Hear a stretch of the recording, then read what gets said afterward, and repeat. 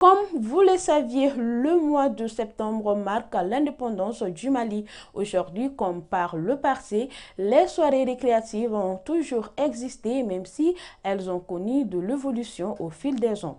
Dans ce journal, nous vous faisons découvrir deux témoins de l'histoire. Aïssata Silla.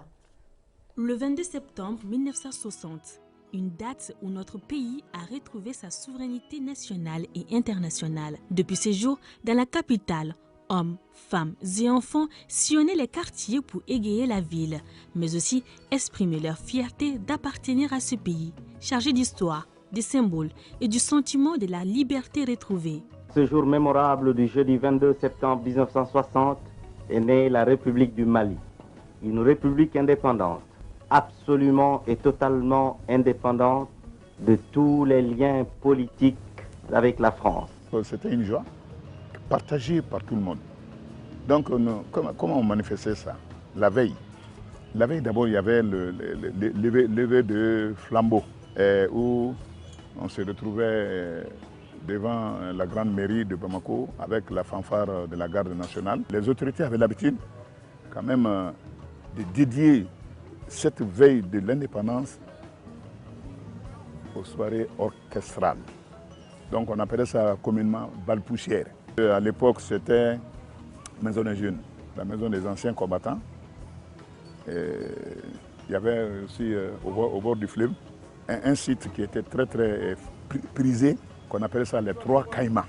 Et il y avait certains grands hôtels aussi qui étaient libres. Mais la bal poussière, communément, c'était pour le commun des Maliens et c'était pas payant.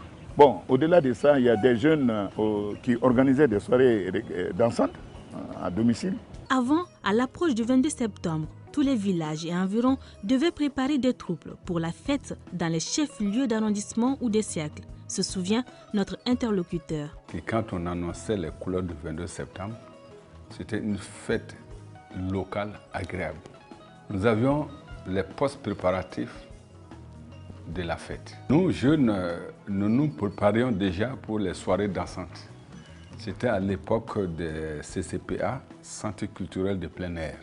Le flambeau, c'était les jeunes qui s'organisaient dans un point précis et à une certaine heure allumaient donc ces flambeaux-là, c'est-à-dire ces lumières-là. Et après, c'est la soirée dansante jusqu'à l'aube.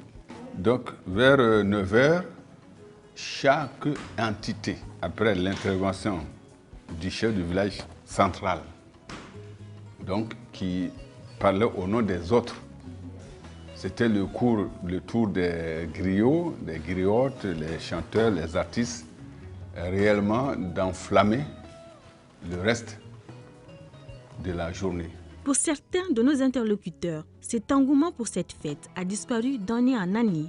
Mais ils estiment qu'il faudra restituer cet esprit de fête pour inculquer à la jeune génération la valeur et la signification de ces jours si spéciaux pour notre pays.